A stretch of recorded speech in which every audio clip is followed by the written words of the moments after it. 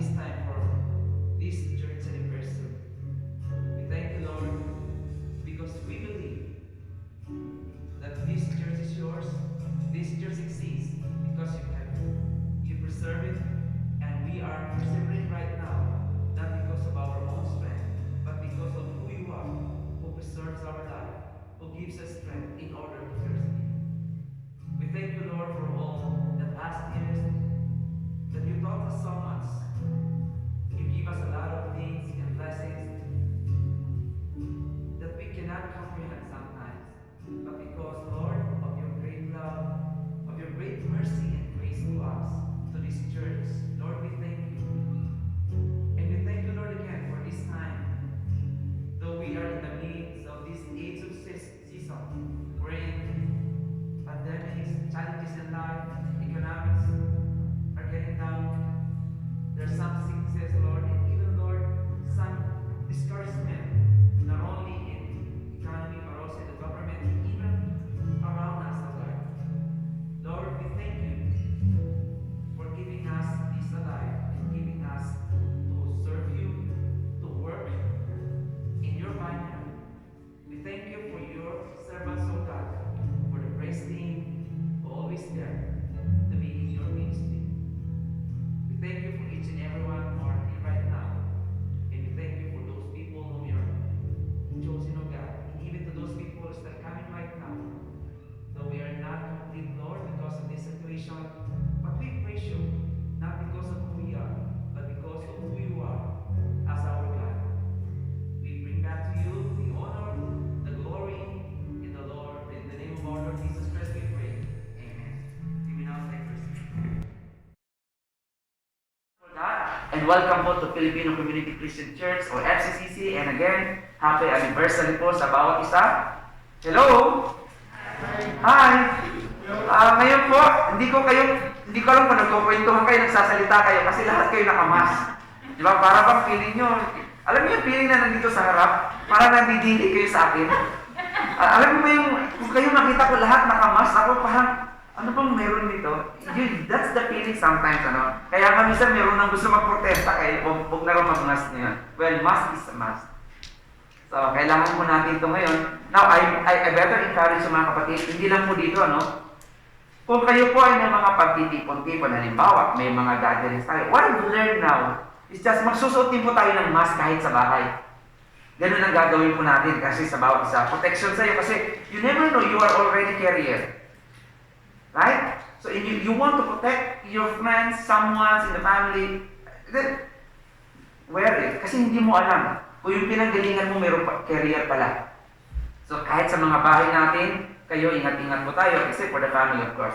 And right now, we are going to study this one. Sinabi po niya, Timars, kanina na, it's really hard to find or to face yung mga battles na meron tayo ngayon. Lalo na yung pandemic na to. Now, in the middle of this age na meron po tayo ngayon, which is the season wherein flu is coming, hindi mo alam ngayon kung may virus ka ba ng COVID o yung flu lang ang nasa iyo ngayon. Kaya lahat ngayon ay affected po nito. But I'd like to bring your attention this afternoon sa ating pong pag-aaral ng salita ng Panginoon, believers' perseverance through God's preservation. You cannot persevere in life unless God preserves you. It is not by our preservation that we can persevere. It is through God Himself who preserved my life, who preserved your life. That's why you can persevere. But aside from God's preservation in your life, you cannot go alone. So may I invite everyone to please open your Bible to John chapter 10, verses 27 to 30. Let me read it to you ang passage na to. John chapter 10, verses 27 to 30. It's in the slide now. Verse 27, my sheep hear my voice, and I know them, and they follow me, and I give eternal life to them, and they will never perish, and no one will snatch them out of my hand. My Father, who has given them to me, is greater than all, and no one is able to snatch them out of the Father's hand. I and the Father are one. Pagpalain po ng Panginoon ang kanyang salita na ating pong pag-aaralan ngayon. Alam niyo po, if you are going to read that passage, pwede niyo pong sabihin, the great shepherd, which is the Lord Jesus Christ. Pwede niyo pong sabihin dyan is that the assurance of being in Christ. Pwede niyo pong sabihin yan. Pwede niyo pong sabihin yan, eternal life because of Christ. You can do a lot of things there. But there's something na pwede ko pong share sa inyo dyan, na para bang, how did you get, Pastor Jeff, the word perseverance and preservation in that passage? It's there. Just dig the verse and you will find it there. Nandyan po siya sa passage na yan na para po makita natin. Now in verses 27 to 30, Christ presents two great truths regarding our relationship with the Lord Jesus Christ. And what kind of relationship is that? That is the sheep and the shepherds na meron po dyan. But aside from that, there is something that we need to understand bilang mga mananampalataya or mga naniniwala po sa Panginoong Jesucristo. And there are two great different tinatawag nating truths na pwede pong makita dyan. And that is what we call perseverance and preservation na meron po sa passage na yan. Now, do not be confused sa dalawang words na to. The preservation and the perseverance. Magkaiba po sila mga kapatid. Only God can perform the one, while the other, the believer, could perform this with the indwelling help of the Holy Spirit. So magkaiba po siya, pero the bottom line, it is God who make it. Mga kapatid ko sa Panginoon, in this world that we are right now, there are some uncertainties na talaga bang mga magugulat po tayo. In the middle of this age of seasons, are you still trusting the Lord? Do you still have joy in serving the Lord? Amen? Do you still have that excitement? Though we are in this age of pandemic na tinatawag natin, do you still have that excitement that someday we will be a normal, we are all normal, right? Ang sinasabi ko po yung normal po natin gawain. Do you still have that excitement that someday we will come back here one Sunday, wala na tayong mga mask, and we can shake hands, we can hug? Do you still excited? Are you still excited with that? I am so excited, but I'm telling you mga kapatid, whether the pandemic is there, whether there are challenges in life na meron po tayo ngayon, my prayer to you is that please, makita pa rin yung joy po sa paglilingkod natin sa Panginoon. Makita pa rin po yung excitement natin sa paglilingkod sa Panginoon. If we are not careful, magiging relax na lang po tayo. Well, there's nothing wrong for using the word relax kapag ikaw ay pagod na pagod, so mag-relax ka. But in the ministry, if we are not careful, sometimes nagkakaroon tayo ng relaxation sa buhay natin. And then part of that relaxation is pagiging relax po sa ating pong spiritual life. Now, I'd like to share to you two truths this afternoon concerning believers' perseverance through God's preservation. Number one is that God's plan of preserving His children. Now, look at verses 28 to 29. Let me read to you verse 27. My sheep hear my voice, and I know them, and they follow me. And I give eternal life to them, and they will never perish, and no one will snatch them out of my hands. Now, in that passage or verses na meron po tayo, look at the verses. My sheep. Now, hindi po, just to let you know, hindi lahat ng umaating sa church, hindi lahat ng sumasama sa gawain ay sheep ng Panginoon. Yung iba ay goat na tinatawag. Ang sabi niya, my sheep hear my voice. And to those people, to those sheep na sinasabi niya po dyan, are those sheep who followed Him. And I give them eternal life. Now, these things na gusto ko pong ipakita po sa inyo dito, that if you are a believer, if you are a Christian, if you believe in the Lord Jesus Christ, then this is one thing that you need to understand, that is the word preservation. God will preserve you, not physically only, but God will preserve you eternally. He said, and I give eternal life to them, and they will never perish, and no one will snatch them out of my hand. I'm going to broaden this part later on, but I'd like to mention to you again in Psalm 121, verses 4 to 8. Let me read it to you. Behold, he that keeps Israel shall neither slumber nor sleep. The Lord is your keeper. The Lord is your shade upon your right hand. The sun shall not smite you by day, nor the moon by night. The Lord shall preserve you from all evil. He shall preserve your soul. The Lord shall preserve your going out and your coming in from this time forth and even forevermore.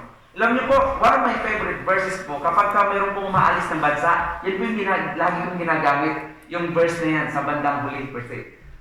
Alam niyo po yung laging kung paano ka pinipreserve ng Panginoon. Now, this passage, in the first glance, nakikita niyo po dyan, it seems that the preservation of God is temporal. Kasi sabi niya sa bansang Israel, I will preserve you. Well, of course, God will preserve the nation of Israel because that is part of His covenant. But there's another word na binanggit niya po sa bandang huli. And it seems that it's not only a temporal preservation ang ginagamit niya. And what the psalmist is saying is that if God preserve you because you are a believer, well, let me tell you something. May binanggit sa kasi ng evil na. Now, ang evil na sinasabi niya in connection to the Israelites. But in generally speaking, there's something that we need to understand in that passage, that beyond to our temporal preservation, God will preserve us eternally. He will protect us. Look at the last passage. He says there, sinabi niya po doon, ano sabi niya sa verse na yun? Kanina, He will preserve us forever more. Sa ibang translation, that is eternal, in eternity. In other words, when God saved you, that is what we call God preserve you, not only, kasi alam niyo, Pastor Jeff, how can I know na preserve ako ng Panginoon na nagkakasakit ako? Now, having sickness in life doesn't mean that God never preserve you. If it is God, part of His plan, then He'll do it. But what I'm saying is that, bilang mga anak ng Panginoon, kasi meron nakalagay sa Matthew, di ba? Ano sabi niya doon? Kung ikaw ay mananatili sa Panginoon, ikaw ay maliligtas. May binanggit sa English na ginamit niya. So those who endure will be saved. Na binabanggit po nila doon. Let me tell you something. Nung ginamit niya po yun sa Matthew, even in the book of the Gospel, he mentioned that. Nung sinabi niya po yun, what God is saying is that because you are a Christian, you are a believer, it means you will persevere. You will continue. Ginamit niya rin po yan sa book of John. Sinabi niya doon, now these disciples, ano sinabi niya po doon? Left the Lord Jesus Christ. And then the Lord Jesus Christ, the following verse said, kayo rin bang mga 12 disciples ko, lalayo rin sa akin? No. Now the word disciples there in the Bible, just be clear on this part, right? Not all the word disciples in the Bible are believers. The word disciples means followers or tinatawag na listeners or students. But not all the students are believers. Just like us, you can listen to me, but it doesn't mean you are a believer of the Lord Jesus Christ. So when these people left the Lord Jesus Christ, nung sinabi ni Jesus Christ na tayo ang God, nag-alisan sila, nagpapatunay lang po na hindi talaga sila mananampalataya. Dahil ang tunay na Kristiyano, kailanman, hindi po siya nawawala ng kaligtasan. Right? You cannot lose your salvation. You cannot be taken away because it is God who preserves you. Yung ating pong salvation po, ang tinutukoy ko po. Now, in Webster's Dictionary, in 1828, ito po yung sinabi niya, the following part. Now, the word preserve means to keep or save from injury or destruction, or to defend from evil, or to uphold, or to sustain. Now, sa Strong Concordance, now if you're not familiar with the Strong Concordance, we're using it when it comes to Bible dictionaries. There's the Webster dictionaries, there is what we call the Strong Concordance, and there is the Vine's dictionary if you're going to use the Greek. Now, magkakaiba-iba po yan. But if you are going to read the Bible, then you can use the Strong Concordance. Now, according to Strong Concordance, strong, the word preserve, it means to guard, to protect, to attend, to save, or to deliver. So, sa mga katuwid po, when God preserved us, it is not I who preserves myself. When God preserved me, ibig sabihin nung tinutukoy niya po dito, He guards me, He protects me, and saves me, and delivers me. Yun po yung sinasabi niya. Now, if someone is in the battle, and then he won the battle, then doon po papasok yung sinabi niya naman sa Webster, sa ibang meaning niya, He saved me from injury or destruction. But when it comes to spiritual life, what Apostle John is saying is that when you have relationship with the Lord Jesus Christ, God already preserved you. It means hindi po pwedeng mawala because it is God who protects us. Si God po yung nakahawak sa atin, tayo po ay pangalawa lang na humahawak sa Panginoon. Kaya sabi sa John chapter 5 verse 24, it says there that truly, truly I say to you, he who hears my word and believes him who sent me has eternal life and does not come into judgment, but has passed out of death into life. What John is saying, to those whom God chosen, there is no condemnation. So, hindi na po tayo i-condemn ng Panginoon as part po ng ating pong preservation. When God preserves you. Sa mundong ito, kapag ang pagkain hindi mo nilagay sa ref, what would happen kapag mainit ang panahon? Di ba napapanis? Magagamit mo pa ba yung sa bagay, kapag kanin ng napanis, pwede pa naman isangag yun eh. Di ba anong gagawin pagka sinangag na? Matigas na matigas, anong gagawin yun? Popcorn. Ano ba? Papress ba tawag ng popcorn? Di ba yung panis na pagkain, ginagawang Buro. o kaya may ginagawa sila something. O kaya naman, isama-sama yung lahat doon. Narinig ko mga puro. Di ba masarap yun? No. Kung mayroong dahon na green. Kung walang green, hindi ko makakain. Pero masarap yun pag may green. Ano man tawag sa dahon na yun? Mustasa. Yun, yung mustasa. Now, here, meron naman tayo tagagawa dyan eh. Now, there is no condemnation to those who are in Christ Jesus. Now, what God is saying is simple this mga kapatid. Eternal life is not something we get in the future. Hindi po ito na, when I will be there, then I will get it. Hindi ito yung tinapay na kapag tinapon, sasaluin mo. Hindi po ito yung eternal life na mga kapatid. Yung eternal life na meron po tayo, it is something that we have that very moment because of the Lord Jesus Christ. Now, by its nature, very nature, eternal life must last forever. Right? Kaya mas tinawag na eternal life eh. Or, it could not be eternal. Pag eternal, eternal po. So when God said, because you have the relationship with the Lord Jesus Christ, then you have eternal life. And that eternal life that God promised to us, God preserved it.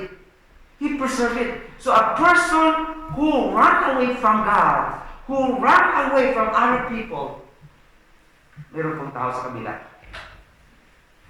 Now, who ran away from this part, makikita niyo po that this is the thing that we need to understand. If you run away from God, I'm telling you, and then you never come back. Maybe you're not Christian. There is no such thing as backslider sa isang unbeliever. Wala pong nagbabackslide na unbeliever mga kapatid. May nagbabackslide na Kristiyano. Paano magbabackslide ang isang unbeliever? Unbeliever nga. Now, ito po yung isang paalala po sa bawat isa sa atin. That if you belong to Jesus, then you have nothing to fear. If you have the relationship with the Lord Jesus Christ, if you believe in the Lord Jesus Christ, you have nothing to fear. There is worthy of great rejoicing that you need to understand that no matter how difficult your struggles in life, no matter how difficult my struggles might be, remember this, beloved in the Lord, this is not your home. Gaano man kahirap ang pinagdadaanan mong challenges sa buhay, just remember, this is not your home. My salvation, your salvation, is safe in the hands of God. Amen? Yes. Nasa Kanya po mga kapatid. It's not in our hands. Listen carefully. God has a plan. Trust it, live it, and enjoy it. Hindi natin magagawang mamuhay sa mundong ito ng may kagalakan unless you know God in yourself. Hindi natin kayang mamuhay ng mayroong pagtitiwala sa Kanya kung hindi pa natin sa kilala ng lubusan. So in order for us to understand that it is God who preserves your life, preserves my life, then you need to have a relationship with the Lord Jesus Christ. Mahirap pong tanggapin, mahirap pong paniwalaan na ikaw ang nag-persevere sa sarili mo because you have your own ability to persevere. That's not true, mga kapatid. Well, I'm talking about the spiritual life, and at the same time, I'm going to talk about some of these material things in this world. But I'm going to focus on this spiritual issue sa buhay natin. So God's plan of preserving His children. Now, in order for you to understand that you are part of God's preservation, you need to understand first that you are one of the children of God. If you are not part of God's family, then do not expect that God will preserve you. Hindi po yung kala natin sa atin po manggagaling. The second thing I'd like to draw your attention very close to this one, because we already know yung ating pong seguridad sa Panginoon. Sa mga panahon ito kasi ngayon, marami pong naniniwala that you can lose your salvation. No, it's not. You cannot lose your salvation. Because it is God who makes your salvation. It is God who did that salvation. It is God who gave it to you. It is not you who get that salvation by your own strength. Because kung sa sarili mo lang, by your own strength, by your own style, by your own knowledge, then you can lose your salvation. In the first place, you are not perfect. In the first place, you are not God. From time to time, you can make a mistake. So how can you maintain that salvation unless God is the one who give it to you? The second truth today that I'm going to share to you is that God's purpose for persevering His children. Now, what is the purpose why God wants us to persevere? The very reason is that for His glory alone, for His name's sake alone. Look at verse 27 ng John chapter 10. My sheep hear my voice, and I know them. Nakita niyo po yun? My sheep hear my voice. Now, if you are not my sheep, sabi ni Jesus Christ, then you will never hear my voice. You will never obey me. That's the point. Kung hindi kita anak, sigurado yan, hindi ka susunod sa akin. Kasi sabi niya, hindi mo ko kilala eh. Pero kung ikaw ay aking tupa at ako ang iyong shepherd, hindi po pwedeng paghiwalayin ang pagsunod mo bilang aking tupa. Sa makatuwid mga kapatid, if that person is really a believer, then I'm telling you, it's not hard for him to follow Christ. Amen? If you're really a believer, hindi po. Bakit po? Kasi si God din ang magsasabi sa iyo, sumunod ka sa Panginoon. May mga challenges nandyan. Pero alam mo, ang kaibahan ng isang hindi mananampalataya at hindi mananampalataya. So what is perseverance there? The word perseverance there is the last three words. Three words. And they follow me. And that is perseverance there na tinutukoy ko po sa inyo ngayon. They follow me. Those people who believe in the Lord Jesus Christ will follow the Lord Jesus Christ. But it doesn't mean that they cannot make a mistake. Nagkakamali po sila because we still have the sinful nature na meron tayo ngayon. Let me read to you John chapter 10, verses 3 to 5. Ang sabi niya doon, He calls His own sheep by name and leads them out. And when He brings out His own sheep, He goes before them. And the sheep follow Him. For they know His voice. Yet they will by no means follow a stranger, but will flee from him, for they do not know the voice of strangers. Very clear. Self-explanation. Ang isang mananampalataya po, susunod sa Diyos. Amen? Parang ganito po yan ha. Gusto ko pong bigyan sa inyo ng ano. Kung ang isang narinig nyo na po ito na ilang beses sa atin, ang taong buhay kumakain. Ang taong buhay nauuhaw. Kung ikaw ay buhay sa pananampalataya mo sa Panginoon, hahanap ka ng makakain mo. At walang magpupus sa'yo na maghanap ng pagkain kasi natural na sa isang buhay ang kumakain. Amen? Natural na po sa isang mananampalataya na umatin ng gawain. Natural na sa isang mananampalataya na mag-pray. Natural na sa isang mananampalataya na magbasa ng Bible. Siyempre, gagaydan mo pagkabago pa lang. Pero nandyan yung desire. But if there is no desire in your life to follow the Lord, you might not be connected. Kasi ang taong buhay kumakain, mga kapatid. Ang taong buhay umiinom ng tubig. Ang bata, kahit sabihin mo huwag kumain, iwanan mo sa bahay, hahanap na tahanap na makakain yan. Oo, siya na po. Aba, gutom ka eh. Buhay ka kasi eh. Nakikita niyo po ba yun? Ramdam mo kapag gutom ka, naghahanap ka talaga ng makakain. Pero kung matagal ka nang hindi kumakain ng salita ng Panginoon at wala pa rin yung desire na yan sa'yo, ba, nakakatakot yun. Kaya sabi niya dito, my sheep follow me. My sheep will persevere because they are my sheep. You cannot persevere unless you are the children of God. Hindi po yung sinasabi ng ibang mga nagtuturo, ang nagtitiis sa bandang huli maliligtas, hindi po to, well, nasa Bible yun. But you need to understand the context of that passage before by saying na, naku, hindi ako nagtiis, hindi pala ako maliligtas. Hindi ganun, ang turo nun. You are a believer, there's sometimes, I'm telling you, walang disciple si Jesus Christ na hindi tumalikod sa Diyos. Pero bumalik. Bumalik po. Let me give you something here sa inyo.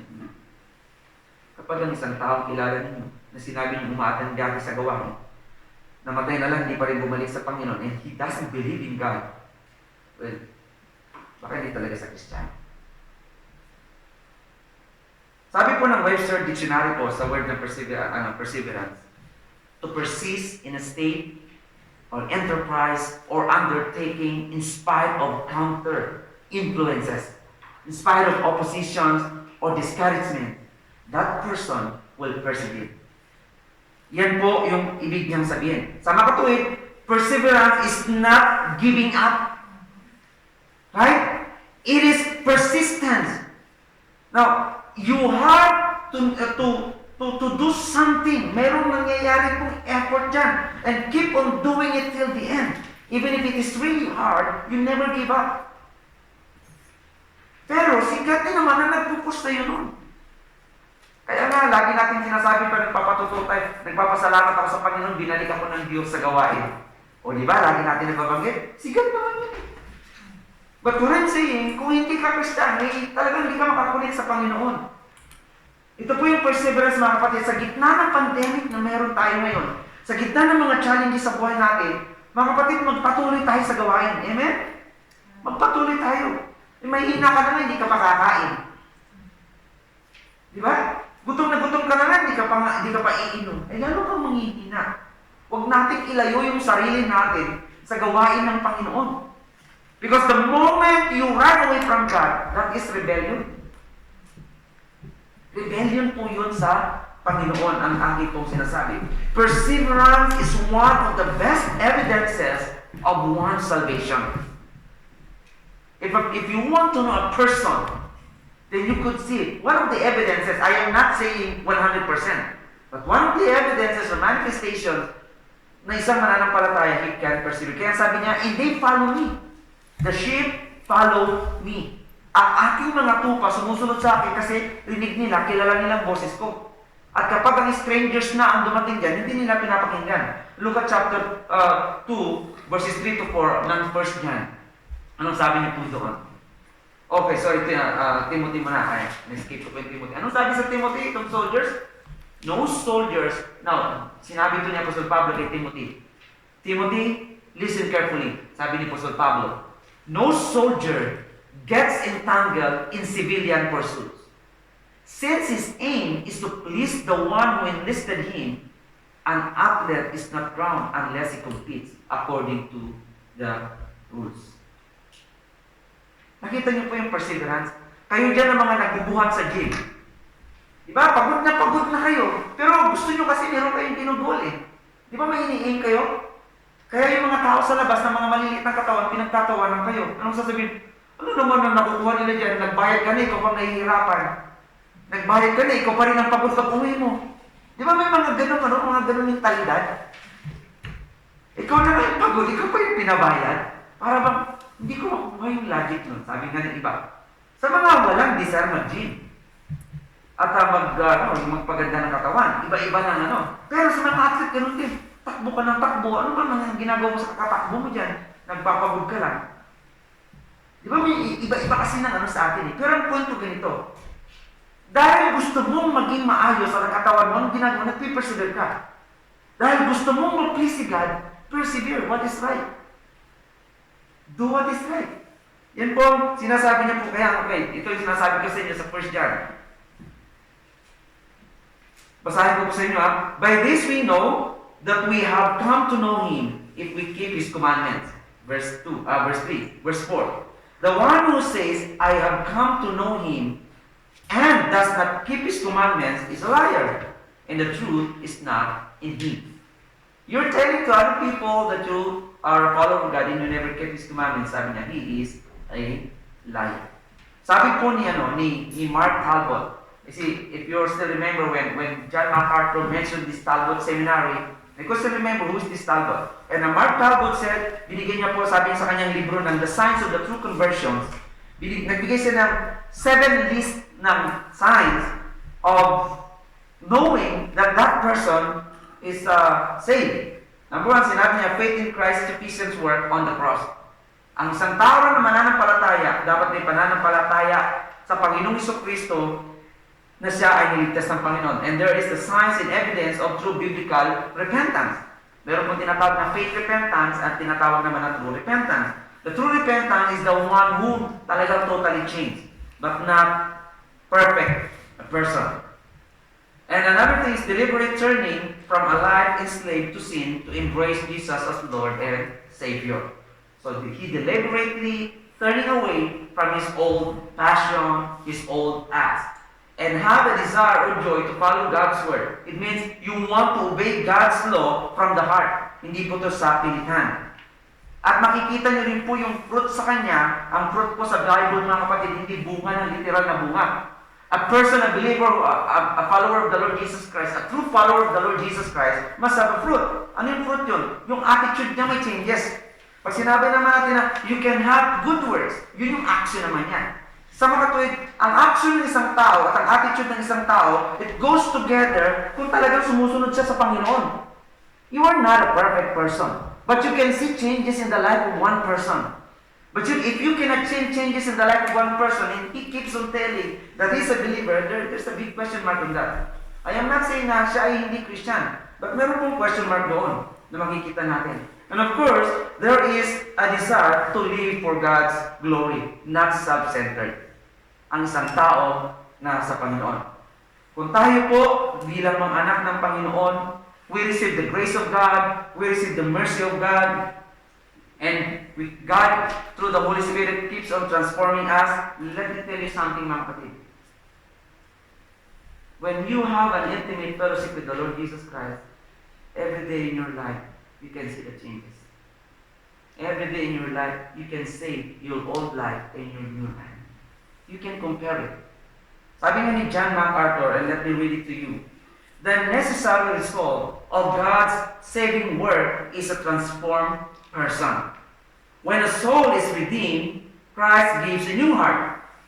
Yung sinabi niya po sa Ezekiel na, sinabi niya, it's an implicit in that change of the heart, kasi yung change of the heart na tinutukoy ko ron is a new desire. The old nature, still there, the sinful nature, but you can see the difference that you have, oh, bakit ganito? Iba na yung desire ko ngayon. And that desire is a desire to please God, to obey, and to reflect His righteousness. If such change, or if such a change does not occur, there is no reason to think genuine salvation has taken place. In quote. Now, if you cannot see that in the person's life, then makikita niyo po, parang kakaiba, no? Na magbigay sa atin ng parang palaisipan. Sabi nga ni J.C. Ryle, ito sinabi niya, sin forsaken is one of the best evidences of sin forgiven. Ay, nakukuha niyo po yung ibig sabihin? No, so, walang mananampalatayang hindi pwede magkasala. Dahan-dahan. Pero you know na dahan-dahan mo na rin po hindi nagagawa. Sabi naman po ni C.S. Spurgeon, the master's teacher, another proof of the conquest of a soul for Christ will be found in a real change of life. If the man does not live differently from what he did before, both at home and abroad, his repentance needs to be repented of, and his conversion is a fiction. Kunyari lang po, at ayan ay makikita naman natin. So God calls us to persevere. Again, let me tell you something. We persevere because God preserves us. In Ephesians chapter 6, verse 13, binanggit niyo po yan, therefore take up your whole armor of God that you may be able to withstand in the evil day, and having done all and stand firm. Sinabi niya po yun sa Ephesians 6:13. And even in 1 Corinthians 6:13, watch ye, stand fast in the faith, quit you like men, and be strong. There's a calling for perseverance here, mga kapatid. And even in Galatians chapter 5, verse 1, stand fast, therefore, in the liberty by which Christ has made us free, and do not be entangled again with the yoke of bondage.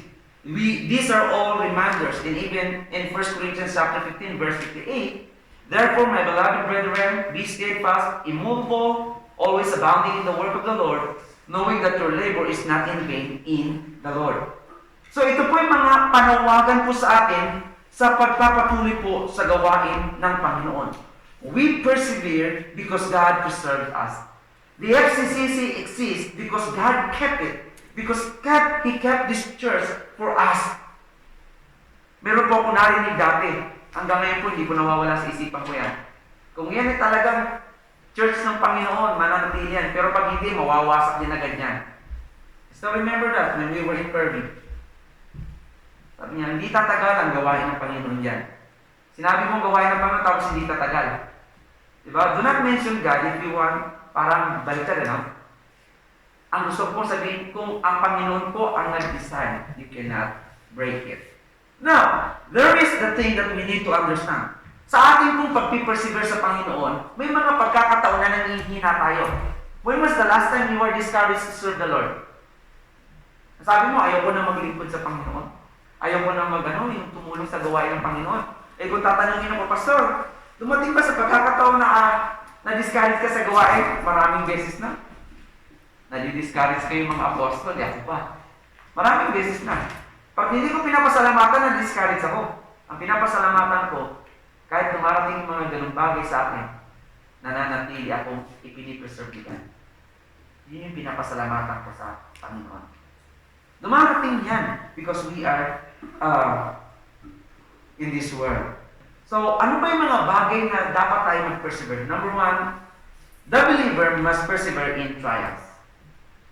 There is a believer's perseverance in trials. Look at John chapter 16, verse 33. Ang sabi niya po dyan ni Jesus Christ, I have told you these things, so that in me you may have peace. Because in this world, you will have trouble. But take heart, I have overcome the world. You see? Binabaliktad ng mundo ngayon yan. I have overcome the world, that's why I have peace. No, it is God who overcome the world. People today wants to get the glory. People today wants to get yung applause ng tao. Kasi nakakala nila silang may kakayanan. It is God who overcomes the world. That's why you are here. That's why you persevere.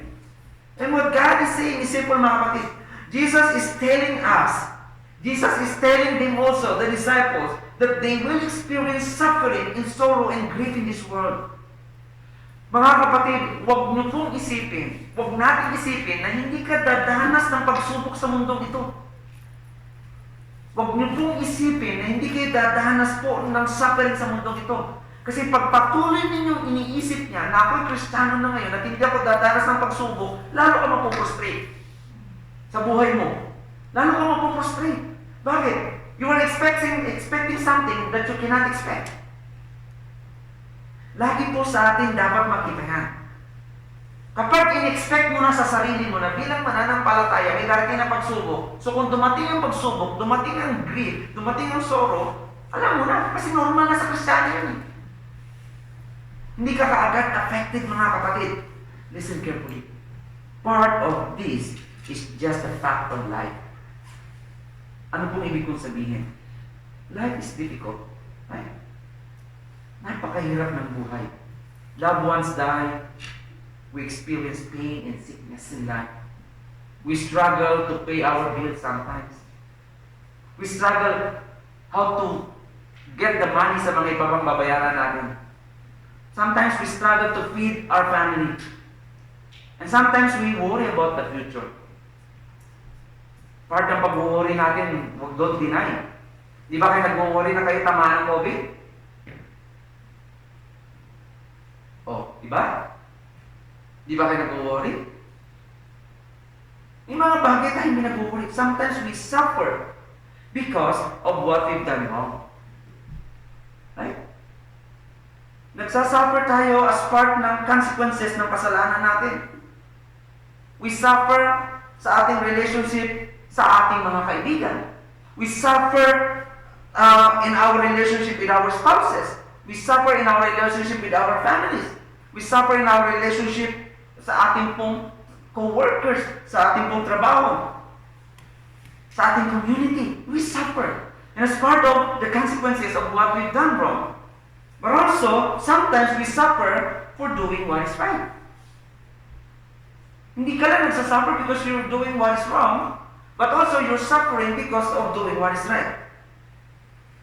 And we suffer because we live our lives in obedience to the Lord Jesus Christ and His Word. We are mistreated, we are persecuted because of our faith, or sometimes we are persecuted because of following the Lord Jesus Christ. Marami po mga persecution dumarating po sa atin. And yet, sabi lang po ng Panginoon, I have told you these things so that in me you may have peace. Having peace of the Lord Jesus Christ doesn't mean you can, the absence of suffering. Having peace with the Lord Jesus Christ doesn't mean there's an absence of sorrow and sickness. No. You can have that peace in your life even though you still have that struggles and suffering, because you know that Christ is in you. Amen? You know that this world cannot be compared to the place that is there waiting for us. Hindi po pwede nating ikumpara yung mga bagay niya. All the things we gave up and the things that we left behind, when these things will be over, I'm telling you, napakaganda po. Kaya ang sabi ni Jesus Christ, follow me. Follow me, mga kapatid. Suffering is real in this world. Suffering is real. And everyone will experience sufferings at various times in their lives here on earth. Tayo po, magkakaiba tayo ng bahay, magkakaiba ng trabaho, but we still experience sufferings. All of these examples of sufferings are actual events of my life and even your life. Yung binanggit ko, you are mistreated, you are persecuted because of your faith. Everything. This is part of our life. Some are things I am saying is that might come to you on the way. Pwede pong dumating sa inyo yung mga bagay na binanggit ko sa inyo ngayon. O yung kaya yung iba sa inyo dumating na po. Ganyan po yung ginawa rin po ni God kay Peter. And God is telling us also here, through Peter, in the life of Peter. Do you still remember what happened to Peter, right? Nung sinulat po ni Pedro po yung 1 Peter and 2 Peter, that we can find joy in our suffering. Peter is also very familiar with suffering, right? Bakit po? Not only did he personally witness the suffering of Jesus Christ, but he remembers the pain of personal failure when he denied the Lord Jesus Christ 3 times. Nagsasuffer din po si Pedro. Kaya sabi niya sa 1 Peter chapter 1 verse 6, in all this you greatly rejoice, though now for a little while you may have had to suffer grief. in all kinds of trial. For a little while. Ano yung mga kapatid, may pinagdadaanan ka bang challenge sa mundo ito? May katapusan ng lahat. May katapusan. Trust the Lord, live for the Lord, and rejoice for the Lord. May katapusan ng lahat ng ito. You just trust the Lord. Trust His sovereign plan. Trust His sovereign purpose in this part of life na mayroon tayo. God's way is not always easy. Kala po natin bilang mananampalataya, okay na, but I'm telling you, God's way is not always easy. We make a terrible error when we think that God makes life easy just because we're in His will, just because we are His children, na magiging easy na po yung buhay nating mga mananampalataya. No, that's not true. We don't follow the Lord Jesus Christ or God's will for our life because it is easy. Because it is easy to do these things. No. We follow the Lord. We do it because that is the right thing to do. Hindi tayo sumusunod sa Panginoon sapagkat madali ang buhay Kristiyano. Sumusunod tayo sa Panginoon sapagkat yan ang tama. Pero kung sasabihin natin ang pagsunod sa Panginoon ay madali, hindi po. When we follow God's way, it's the best way. It may be difficult sometimes, but I'm telling you, that is the best way to follow the Lord. When Moses followed the Lord, ano nangyari po sa kanya? He received the criticism and an ungratefulness life in his ministry sa kanya pong mga tao. When Daniel followed the Lord, ano nangyari po sa kanya? Diba? Inilagay siya sa mga leon. When the 3 Hebrew men followed the Lord, ano nangyari sa 3 niyang kaibigan? Sinunog. When Stephen followed the Lord, ano nangyari sa kanya? He experienced to be martyred. When the disciples followed the Lord, ano po nangyari? That leads them to martyrdom. When Paul followed the Lord, it leads him to imprisonment and execution. When the Lord Jesus Christ obeyed the Father, leads him to the cross. But let me tell you something. When the Lord Jesus Christ obeyed the Father, it doesn't mean na nagbanggaan sila ng kanila kung gusto at desire. Hindi po. Ayun talaga ang kanilang gusto. Kaya nga yun ang dapat na maintindihan natin, hindi po sila nagkakaiba. That sa buhay natin, sa buhay ng mga mananampalataya, all these paths, they follow where God's plans is. Kung ano man ang meron sa akin ngayon, it's part of God's plan. But the plan of God is not always easy. God doesn't promise us an easy life. God doesn't promise us an easy road. God doesn't promise us an easy trip. But He does promise us to be with us as we follow Him. Yun po yung importante. Life is difficult in this world. Kaya sa mga ganitong bagay. Nakakapag-smile ka pa ba? Sino po sa inyo ngayon ang mayroong problema po sa bayaran? Wala. Kasi wala ka naman sa Pilipinas eh. O sino sa inyo naghahanap ng trabaho? Maghanap lang kayo ng maghanap. Darating din yan kung kalooban ng Diyos. Diba? Pagod na ba kayo magtrabaho? Yes. Siyempre, anong gusto nyo? Walang trabaho, may trabaho. Walang trabaho, pero may sweldo. Oh, iba ang suggestion dito. Walang trabaho, pero may sweldo. Mahirap yun. Ito ang gusto ko sabihin, no? Minsan, pagod na tayo sa trabaho. Pagka wala namang trabaho, hirap na hirap tayo. Hindi mo na makita ang mukha talagang laki na naka. Lord, kaya gusto ko magkatrabaho. Nakakamba tayo. In His time, in His perfect way, God will make a way. Kala natin kasi, babagsak na tayo sa bangin. Nasa edge ka lang mga kapatid, pero hindi ka pa bumabagsak. Feeling mo lang yun, mauubusan ka na. Feeling mo lang yun, hindi ka makakabayad. Eh, may 5 days pa. Di ba? Feeling lang natin yun. God's timing is not your timing. And God's delay doesn't mean God's denial. In His time, in His perfect way, He will make a way. So you need to understand those things na makikita natin. Also, there must be patience in testing for the believers na mayroon po sa atin ngayon. In order po sa atin po sa pag-persevere natin, because it is God who pushes us to persevere, una, dapat makita natin that there is perseverance in trials and there is patience in testing. Aba, tanongin ko kayo ngayon. Kayo ba, ano ba sa Tagalog ang patience? Pasensya.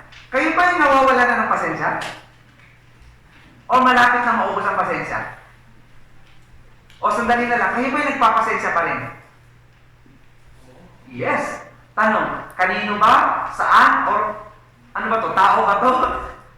Or trabaho ba to? Tao. Oh, sabi. Dito tao. Dito trabaho. Iba-iba. Now, saan tayo nagpapasensya? Kanino tayo nagpapasensya? Malapit na ba maubos yung pasensya ninyo? Let me tell you something. Alam niyo po, when you learn this part, kasi si God mismo nagsabi, bilang isang anak ng Diyos, dapat yung pagpapasensya nandyan. Bakit? Hindi niyo ba alam na kadikit ng pagpipersevere ang pasensya? Hindi ka magpapatuloy kung walang pasensya. Hindi ka magpapatuloy, mga kapatid. And you cannot gain your strength without patience. Hindi po mangyayari yung bagay na yun. Pero sabi niya sa Romans 12:7, tinan po natin. Those who by perseverance in doing good seek for glory and honor and immortality, eternal life. Now, what God is saying is not just yung duration po ng ating eternal life. Kasi po yung unbeliever po, sa eternal din eh. Di ba? Kaya lang eternal hill.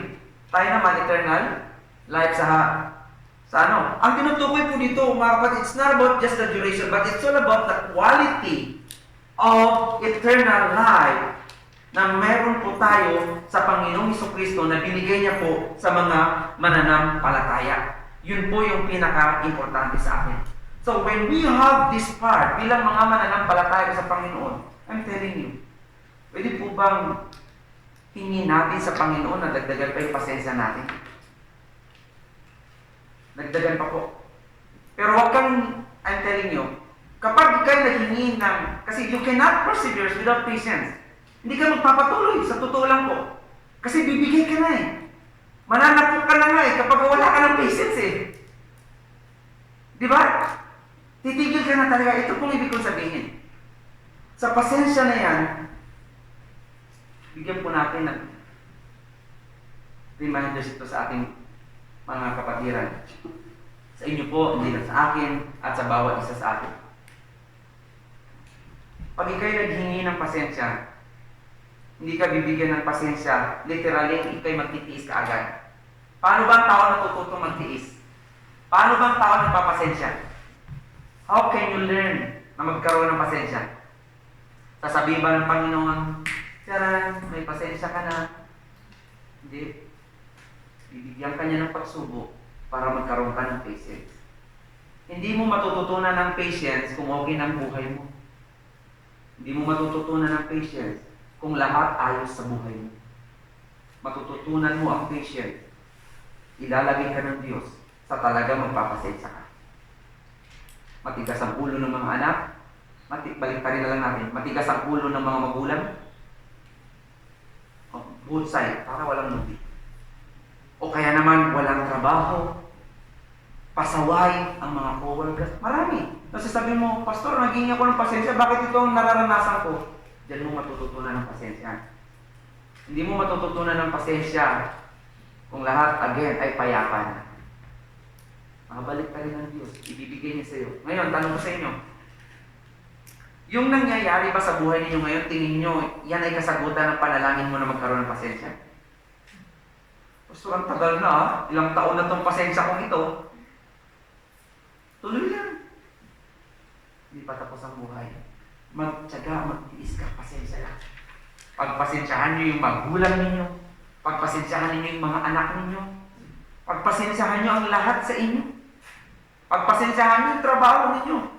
Sapagkat walang bagay na nangyayari sa mundong ito, walang bagay na nangyayari nag-i-exist sa mundong ito nang wala ang kalooban ng Diyos. Lahat po yan ay naandyan.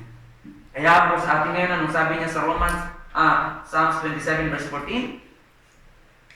Wait on the Lord, be of good courage, and He shall strengthen your heart. Wait, I say on the Lord. Your heart will not be strengthened unless you learn how to wait. Hindi po. Ang tao pong hindi marunong maghintay, tingnan niyo po. Di ba magulo? Magulo po palagi ang buhay natin. Do you still have that joy na meron sa buhay mo ngayon? I can greatly rejoice. You can greatly rejoice because you know for sure that God is the one who holds your future. So because we know that God is the one who holds our future, we believe it, we can rejoice. Why? Because we have a living hope. Who's that living hope, mga kapatid?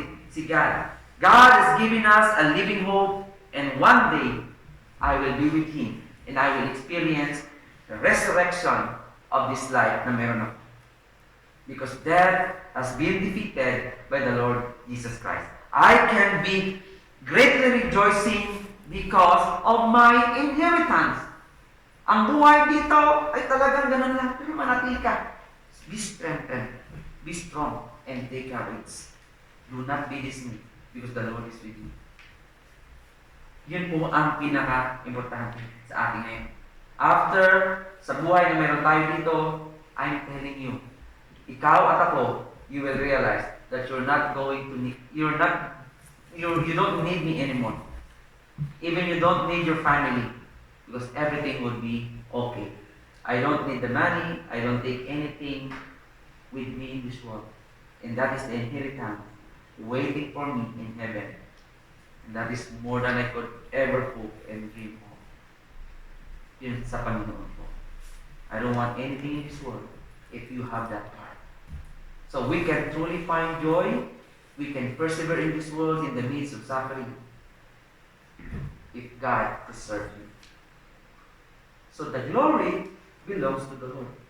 We don't take pleasures in the suffering. And that is the truth. I cannot be happy with sufferings there. Going through a difficult trial, experiencing grief, heartaches. You know what? Those problems are not fun. Problema sa pamilya, problema sa spouse, problema sa trabaho, hindi po nakakatuwa yun. As human beings, pain and sufferings, and being pregnant, or pagbibigay ng yung panganganak ng isang babae, eh hindi po madali yun, masakit yun. Talagang sinasabi nga lagi sa Biblia, child pain ang laging inuulit na example ng Panginoon. Pero magtataka ka, ang sakit-sakit ng anak, pero ang dami namang nanganganak. Di ba? Anong point nun mga kapatid ko sa Panginoon? Bakit po nangyayari po yun? Well, there is suffering, but there is also joy after suffering. Kapag nakita na ng baby, katulad dito, meron tayo dito, na baby pa lang yung bata nito. Pero pag nakikita niya, wala namang ginagawa siya, pero tuwang-tuwa ka, di ba? Nakikita mo kasi yung anak mo na lumalaki hanggang na natututo ka how God bless them so much. What I'm saying is this, mga kapatid. Kung alam mo yung ending ng buhay mo, kahit na may pagsubok, magpapatuloy ka. Kung alam mo na ang buhay na meron tayo dito ngayon ay hindi ito ang eternal life na meron tayo, ay magpapatuloy tayo kasi may naghihintay na eternal life doon sa atin. Again, we don't take pleasures in the suffering that we have right now. At the suffering that we have right now ay nadadala natin not because of the strength that we have, but because God is the one who preserves us to keep going no matter how difficult the struggles in life. Because we are the children of God. So fix your eyes on the joy that has been set in front of us. God preserves us so we can persevere. Jesus is our good example of this. Nung siya po'y namatay sa krus ng Kalbaryo, para po sa ating pong mga kasalanan. Perseverance doesn't mean sinless perfection. Hindi po yun. There are times when true Christians do fall and become victims of sin. Even some of those who have been champions of the faith, nagkakasala din po. Katulad po ni King David. Ang sabi po ni King David, di ba sa 1 Kings chapter 15 verse 5, binanggit niya po doon, that because David did which was right in the eyes of the Lord and turned not aside from anything that He commanded him all the days of his life. Ano sabi niya sa bandang huli? Doon? Except in the case of Uriah the Hittite. He followed the Lord except the Uriah the Hittite. Yung sinabi niya. No, David lapsed into sin over Bathsheba. And as a result, nawala ba kanyang kaligtasan? No, hindi po nawala ang kanyang kaligtasan. Nag-increase po yung joy ng kanyang salvation. Kaya sabi niya sa Psalm chapter 51 verse 12, because of what he has done before the Lord, ano sabi niya doon? Lord, restore unto me the joy of your salvation and uphold me with your free spirit. Ganon din po yung sinabi niya sa Psalm 119 verse 157, I have gone astray like a lost sheep. Seek your servants, for I do not forget your commandments. Ang tunay na follower po ng Panginoon, hindi po nawawala yung law ni God sa kanya pong puso. You can turn away from God for a little while, but you cannot remain there until you're dead if you are really a true believer. Mga kapatid ko sa Panginoon, kaibigan, you cannot backslide without suffering. I'm telling you that. If you want to turn away and escape from the church, if you want to turn away from God, I'm telling you, you cannot escape from His suffering. You will be disciplined by God because He loves you so much. A person whom God loves will be disciplined by God. So tayo ngayon, magpatuloy po tayo kahit na may mga pinagdadaanan tayong trial sa buhay. Let me read to you Hebrews chapter 12 verses 1 to 4. Anong sabi niya po niyan?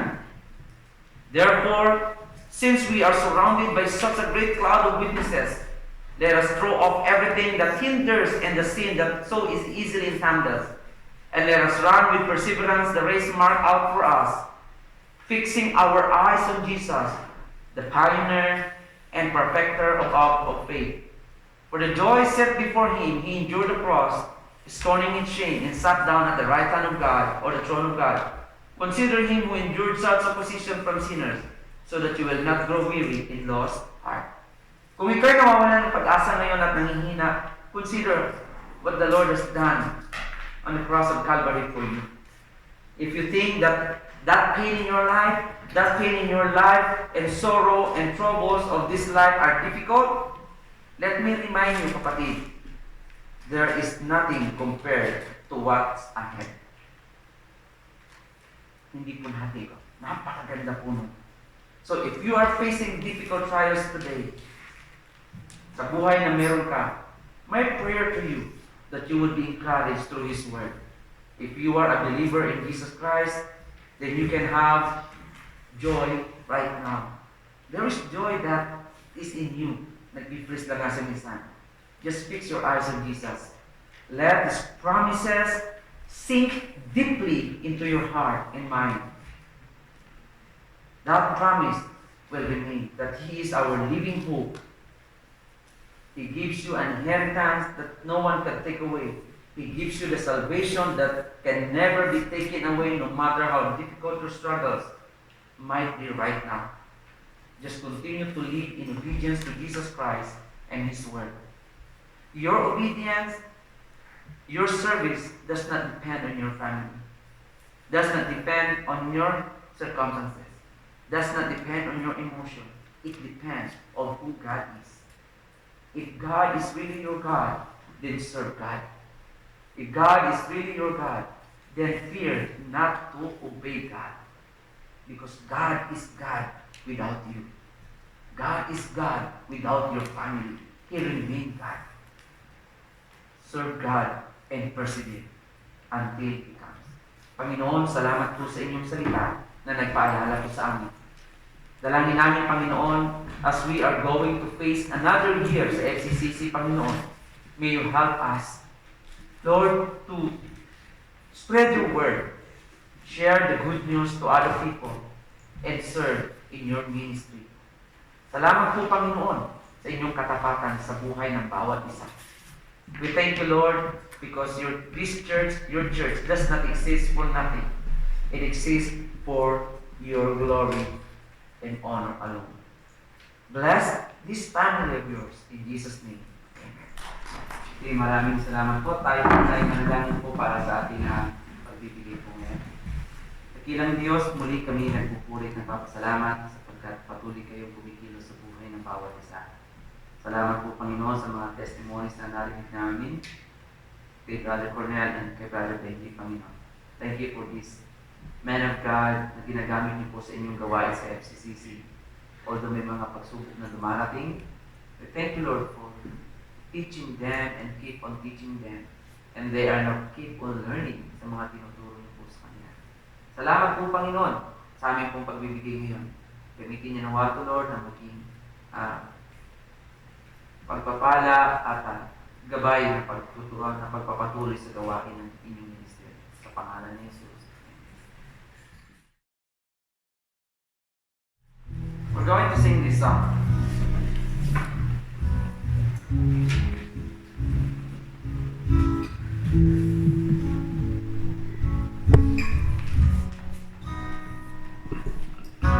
Ito, tinapay ng buhay, kanin mo, makibahagi.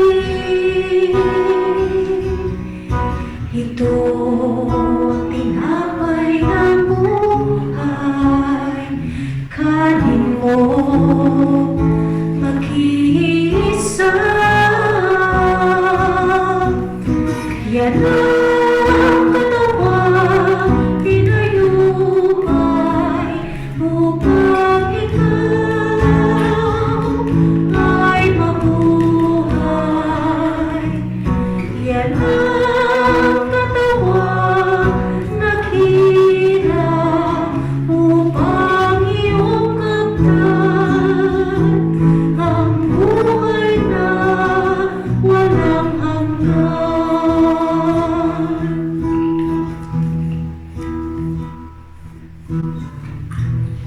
Tayo po ngayon ay dadapot sa ating Lord's Communion.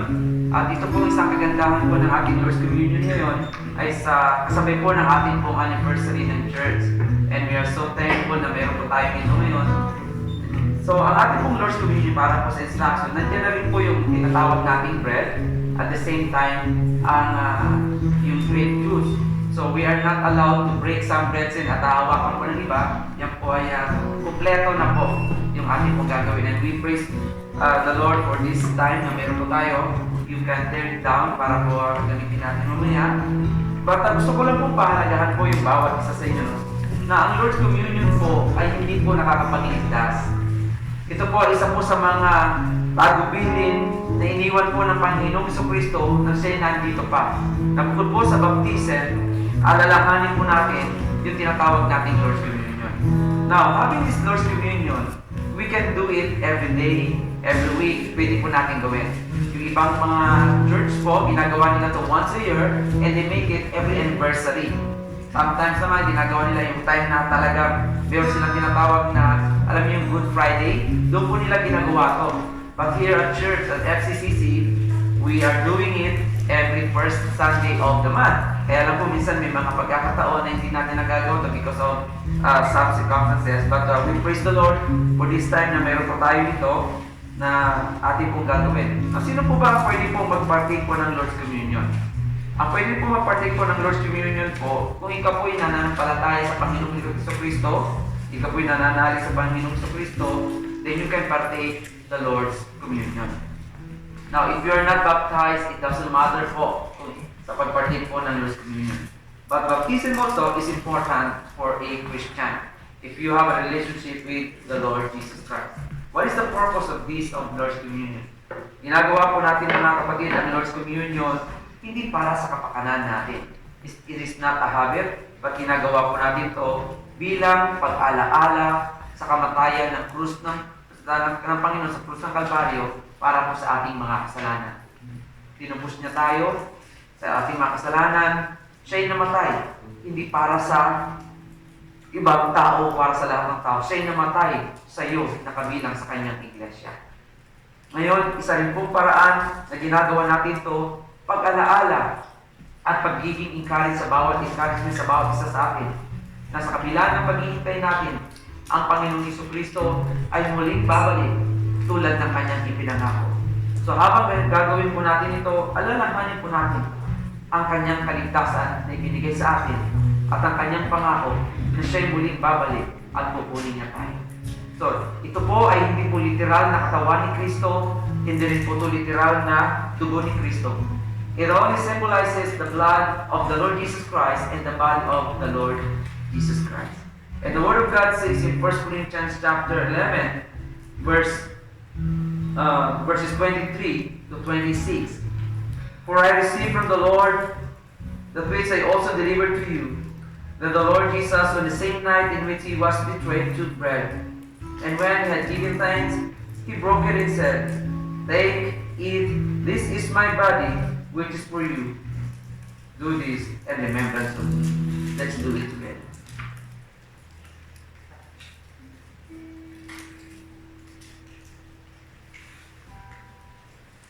In the same manner, he also took the cup after supper, saying, This cup is the new covenant in my blood.